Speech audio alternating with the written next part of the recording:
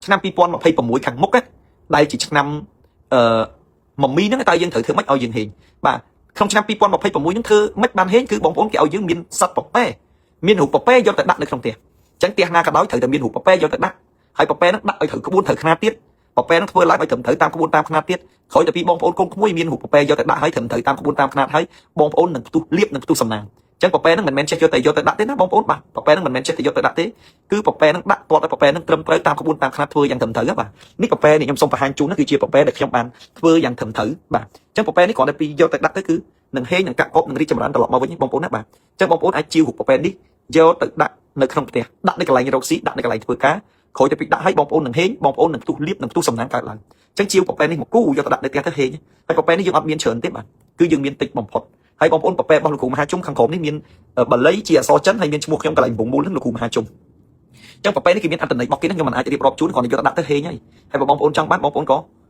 អាចឆាតចូល page ទៅឬមួយក៏ទំនាក់ទំនងតាម Telegram បងប្អូន Telegram 0729293939 បាទលេខ Telegram អាច add បានលេខនេះទេពិបាកលើកបន្តិចដោយសារយើងអាចទទួលទាំងអស់បានទេប៉ុន្តែបើតាក់ទងតាម Telegram យើងមានក្រុមការងារឆ្លើយ0940888637 0722292938ចឹងប្រភេទនេះអាចជួយឲ្យយើងរុងរឿងរីកចម្រើនបាននៅក្នុងឆ្នាំ2026បាទចឹងដាក់ពីឥឡូវទៅមកគ្រួសារយើងសុខសប្បាយហេងឲ្យផ្ទុះលៀបផ្ទុះសំណាងប្រភេទនេះសម្បើមបាទសម្បើមណាលោកជួយអស់លោកឲ្យរកស៊ីមានបានឲ្យកាក់កបឲ្យឡើងបុណ្យឡើងស័ក្តិឡើងតំណែងឡើងតួនាទីណាបាទហេងកាក់កបហើយពាក់ព័ន្ធជាមួយនឹងឈុតប្រមូលទ្រព្យនៅក្នុងឆ្នាំថ្មីចឹងគ្រប់ផ្ទះត្រូវតែដាក់ដើម្បីជំរះនៅរឿងអពមង្គលទាំងឡាយចេញពីក្នុងផ្ទះរបស់យើងហើយនាំមកនៅលៀបសំណាងចូលមកក្នុងផ្ទះរបស់យើងវិញចឹងលោកគ្រូមានឈុតគេហៅថាប្រមូលទ្រព្យឈុតស្រូបលុយសម្រាប់ផ្ទះរបស់យើងនៅក្នុងឆ្នាំ2026ចឹងនៅក្នុងឆ្នាំ2026នេះយើងនឹងចាប់ផ្ដើមឲ្យមានបានឲ្យជោគជ័យឲ្យរីកចម្រើនទាំងអស់គ្នាចាប់ពីពេលឥឡូវនេះទៅពីមុនបងប្អូនអត់ស្គាល់លោកគ្រូមហាជុំបងប្អូនអត់ដឹងរៀបហុងស៊ុយយ៉ាងម៉េចរៀបចំយ៉ាងម៉េចឲ្យហេងឲ្យកាក់កប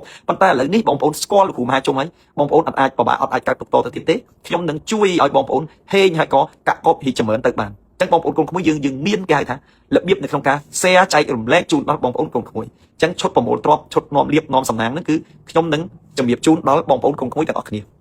បាទចឹងខ្ញុំរៀបចំនៅឈុតប្រមូលទ្រព្យនេះជូនណាបងប្អូនទី1បងប្អូននេះគឺជាយន់នេះមានអក្សរនេះគេអក្សរហុកអក្សរសុខសប្បាយហើយប៉ប៉ែនេះគឺ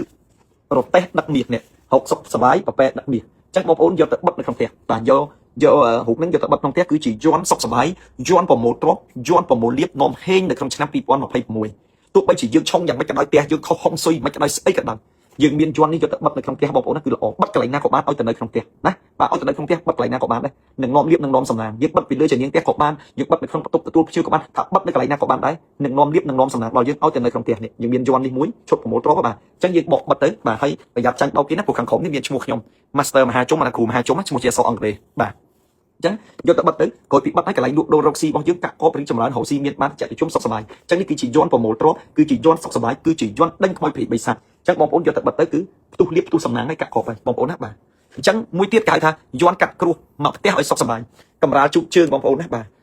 កម្រាលជូកជើងឲ្យដោះសោឋានសួគ៌ដោះ password ទូដៃប្រអិនយកលុយចូលផ្ទះនេះបាទនេះគឺជាកម្រាលជូកជើងបងប្អូនណាបាទលៀបសំណាងរាប់ហូរចូលនេះបាទហើយមានរូបកូនសោហើយមានរូបខ្លាសមានរូបនាគខៀវមានរូបដើកខ្មៅមានរូបកាក់ទាំង5អញ្ចឹងឈុតប្រមូលទ្រព្យនេះគឺមាន2បងប្អូនណាបាទគឺមានកម្រាលជូកជើងនេះយើងដាក់នៅមាត់ទ្វារផ្ទះយើងដើរចូលផ្ទះមកយើងត្រូវជន់លើកម្រាលជូកជើងនេះគឺរាល់អ្វីទាំងឡាយដែលអាក្រក់ហ្នឹងគឺវានឹងស្រូបក្នុងកម្រាលនេះអស់ហើយណាអញ្ចឹងវាស្រូបចូលអស់ហើយអញ្ចឹងយើងសុខសប្បាយដើរចូលផ្ទះទៅហេងរហូតដើរចេញពីផ្ទះជន់ទៅធ្វើដំណើរអីស្មើនឹងកាត់គ្រោះលើករិស័យអញ្ចឹងមួយឈុតនេះគឺមានកម្រាលដើម្បីឆ្លងរណ្ដៅមរណៈឆ្លងរណ្ដៅគ្រោះឲ្យផុតអត់រំដោះគ្រោះលើករិស័យ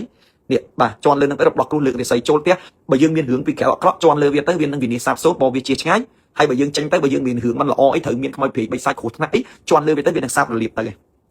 ហើយជាមួយនឹងជន់នេះទៀតគឺបកាយស័ក្តិសិទ្ធិរូបប៉ប៉ែនេះយកទៅបិទនៅក្នុងផ្ទះនាំលៀបនាំសំណាងហើយរបស់ទាំងអស់នេះគឺយើងរៀបជាឈុតមួយឈុតនេះគឺមានកម្រាលនេះមួយសម្រាប់ជូតជើងដើម្បីរំដោះគ្រោះលើករិស័យប្រមូលទ្រព្យឈុតប្រមូលទ្រព្យនាំលៀបសំណាងហើយនឹងយន់ប៉ប៉ែសុខសប្បាយនេះសម្រាប់ដាក់នៅក្នុងផ្ទះបាទអញ្ចឹងបងប្អូនយកទៅដាក់នៅក្នុងផ្ទះទៅបងប្អូនមិនមែនប្រើតែមួយឆ្នាំទេគឺបងប្អូនប្រើមករហូតក៏បានដែរអញ្ចឹងបងប្អូនយកឈុតនឹងយកទៅប្រើទៅមានកម្រាលជូតជើងហើយនឹងមានយន់ប្រមូលទ្រព្យនេះសុខសប្បាយបងប្អូនណាបាទនឹងយកទៅដាក់ទៅគឺចម្រើនរុងរឿងឲ្យសុខសប្បាយអញ្ចឹងមានជាឈុតនឹងបងប្អូនណាបាទអញ្ចឹងបងប្អូនណាចង់បានអាចប្រញាប់រុះរាន់ជាវឆាតចូលពេកជាវទៅព្រោះថាយើងអត់មានច្រើនទេបាទយើងមានតែ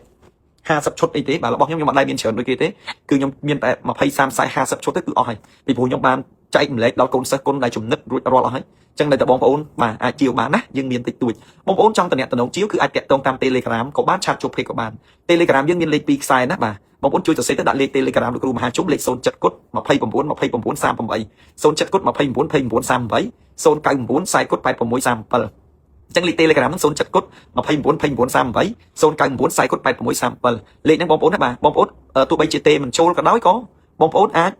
ឆាតជា Telegram ទៅចឹងយើងមានតិចណាបងប្អូនប្រញាប់ជាវឲ្យតនណាបាទក្រុមការងារយើងតាក់ទងអាចយឺតយ៉ាវអីតិចតួចក៏កុំប្រកែប្រកាន់អីដែរណាបាទចឹងចង់បានឆាតចូលពេកណាបងប្អូនណាបាទចឹងបើចង់បានអាចឆាតចូលពេកទៅហើយសូមគោរពជូនពរជូនជ័យសិរីសួស្តីសុភមង្គលដល់លោកអ្នកបាទ